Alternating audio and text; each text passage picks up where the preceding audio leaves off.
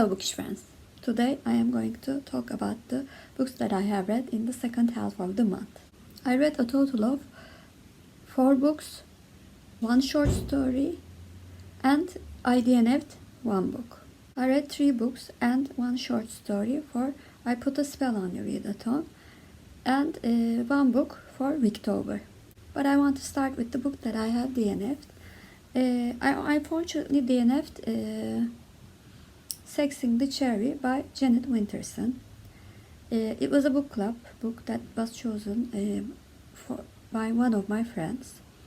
I unfortunately could not get into Winterson's writing. It actually gave me a headache when I was trying to understand what she was trying to say in the book. It contained a heavy symbolism, and I really struggled with the symbolism stories. So even though many of my friends in book club said that they liked the book, I unfortunately had to DNF it because that book was surely going to put me in a reading slump. I then went on to read the second October book that I was planning to read. I read A Woman of No Importance by Oscar Wilde. It was a very short play, and it was a comedy. In this play, Gerald Arbuthnot is offered to become Lord Illingworth's secretary, and he considers the offer positively. But her mother heavily opposes the idea, and then things start to unravel as the play goes on. I had previously read The Importance of Being Earnest and An Ideal Woman by Oscar Wilde. I had simply loved The Importance of Being Earnest and liked An Ideal Husband. I also liked this play and I gave it 4 stars, but I felt that Oscar Wilde was so obsessed with making social comments and creating very good quotes and one-liners that sometimes in some parts of the play I thought that he forgot to develop a plot, and some of the characters were so one-dimensional that I could not really distinguish any of them from each other. Maybe that was the theme of the play, but it really diminished my reading enjoyment. Fortunately, in the second part of the play, the plot became much more interesting and clever quotes became very infrequent. And I simply adored the last line of the play. If you have read it, you would know what I'm talking about. I was thinking of giving it 3.5 stars, but because of the last quote, I gave this play 4 stars. I then started my I Put a Spell on You readathon. The first work that I finished was a short story called Hansel and Gretel by Brothers Grimm. Currently reading the fairy tales of Brother Grimm as an audiobook format. I did not finish it yet, but I started with this short story so that I could use it for the prompt of a story with including children. Hansel and Gretel tells the story of a brother and sister who is kidnapped by a witch who tries to eat them. I knew the story. I did not know that it was so short. But it really helped me to finish the readathon, because otherwise I would not be able to finish it. I will give a rating for the complete book. So I did not rate Hansel and Gretel, but I can say I really enjoyed listening to it because it brought back so many memories. The second book that I finished for I Put a Spell on You readathon was my favorite book of the month, Dr. Sleep by Stephen King. I read this for the prompt of reading a next book in a series. It is the second book in the Shining duology. I previously read Shining about, I think, 5 months ago, and really enjoyed Shining. I wanted to read the second book in the duology. In Dr. Sleep, the story of Danny Torrance continues after the events of Shining. After going through a very long period of post-traumatic stress, he tries to save Abra, a 12-year-old with The Shining, from the murderous gang of paranormals. I previously mentioned that Stephen King creates very strong character. In this book, especially the characters of Alba, Danny, and the main antagonist was very fully developed. I could not help but love Alba, and Danny was also a very strong male character. So I actually liked Dr. Sleep more than Shining. Although I gave both of the books 5 stars, because I liked the characters much more in this book, I think Dr. Sleep was better than Shining, in my opinion. I might be in the minority who thinks like that, but that was my feeling when I read the book. I would advise this book to all thriller and horror lovers, but I have to mention that there were some scenes that were so horrific. I mean, there was a scene in the book which was like the most cringeworthy scene that I have ever read in a book. Also, there were some gore scenes in the book. The book was not overly gore, so if you do not like such scenes, you might not like Dr. Sleep as much as I did. But since I'm a very character-driven reader, I really enjoyed this book, and I was so excited about what would happen to the characters that I dearly loved. So it was a real page turner for me. The third book that I have read for the I Put a Spell on You readathon was my second chance book. It had the most number of comments in the video and in my Instagram post. A Gentleman in Moscow by Amor, Towles. I previously tried to read this book about, I think, 2 years ago. And I felt a bit bored in the beginning when I read it. So I DNF'd it at that time. I read this book for the prompt of a book with a strong male character. I previously made this joke in my TBR, but I'm going to do it again. Since this man is a gentleman, he should be a strong male character.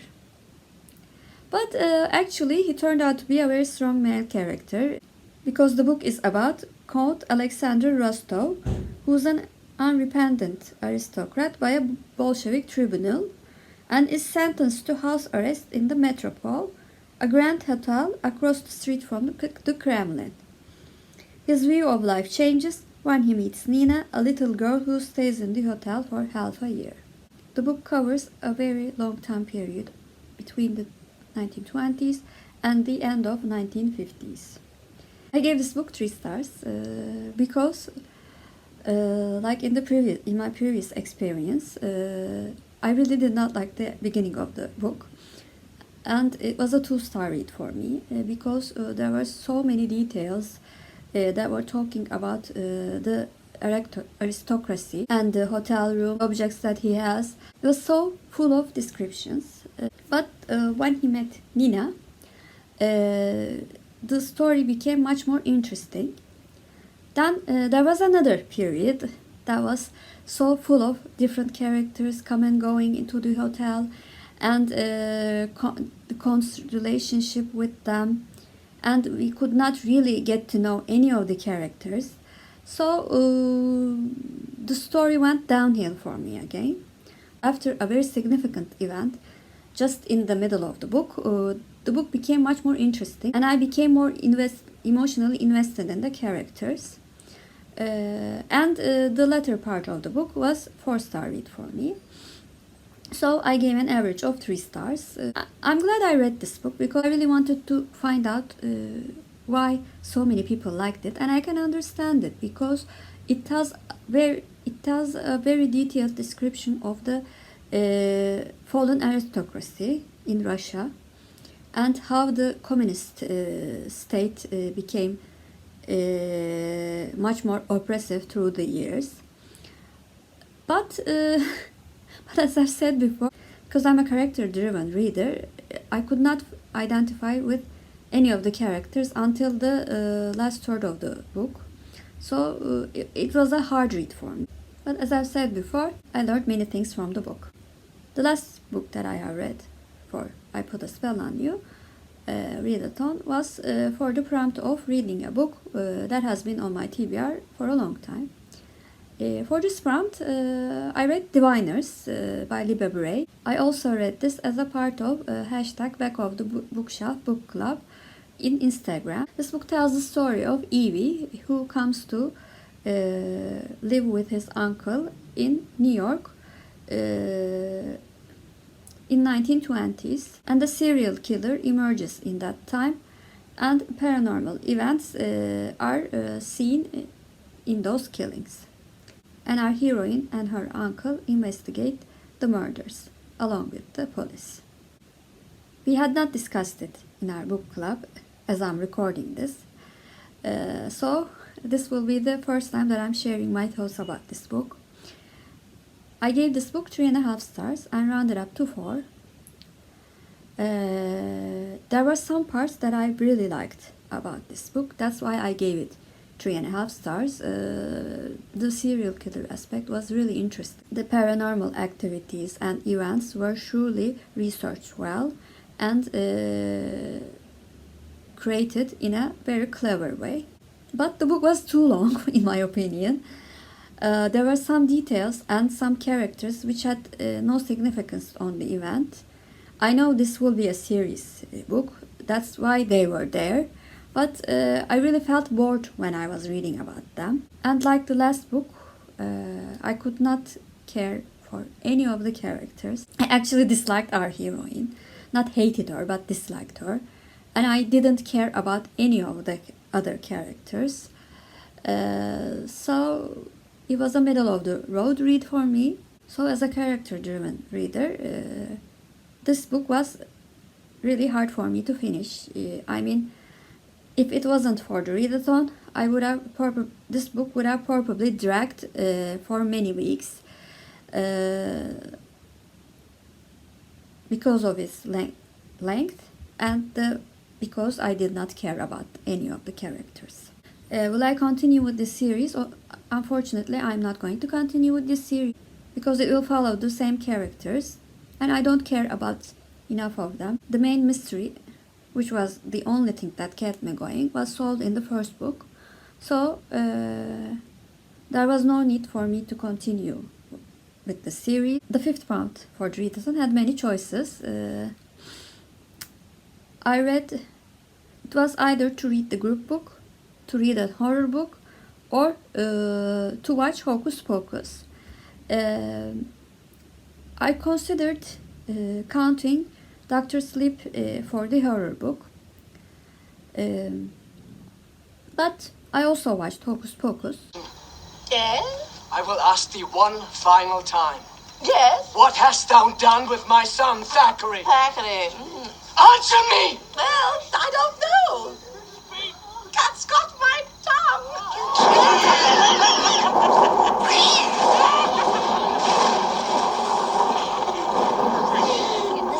This is terribly uncomfortable.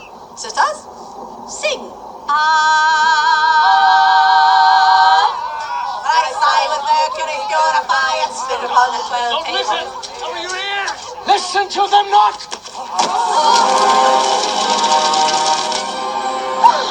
Fools! All of you! My ungodly book speaks to you. On All Hallows Eve, when the moon is round, a virgin will summon us from under the ground. We shall be back, and the lives of all the children shall be mine.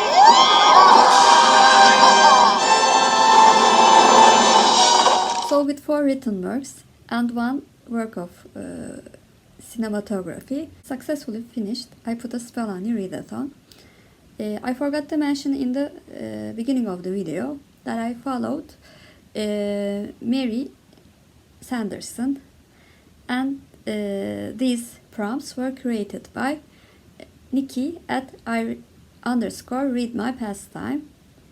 Thank you, Nichi, for creating these prompts, and also thank you, Julie from Hungry Bookworm and Clint from Reads Readers for co-hosting and creating this wonderful readathon. I read my favorite book of the month for this readathon. I had a few disappointments, but it was so fun to do this readathon. And as a mental note to myself, in my Rex readathons, I will not choose 3 books that were over 500 pages. I don't know how I finished. It was so hard for me to finish them in 2 weeks.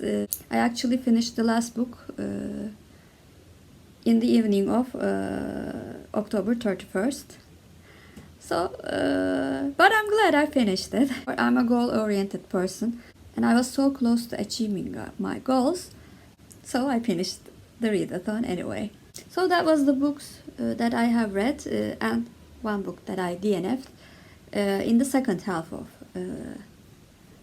October. In total, I read a total of 11 books, and my page count was the highest of this year because of those 3 books, most probably. So please comment down below, how did your readathons go in October? Did you read any of the books that I have mentioned? What did you think about them? Do you also like Hocus Pocus as I do? I mean, it's not my favorite movie ever, but I really enjoyed watching it another time. And anything you want. And also, please like and subscribe. Hope to see you very soon. Bye.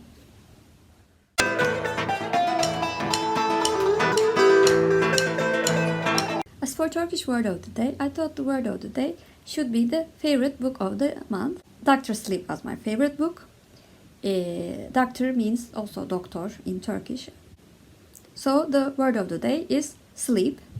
Sleep means uyku in Turkish, and uyku is our Turkish word of the day. Have a good day.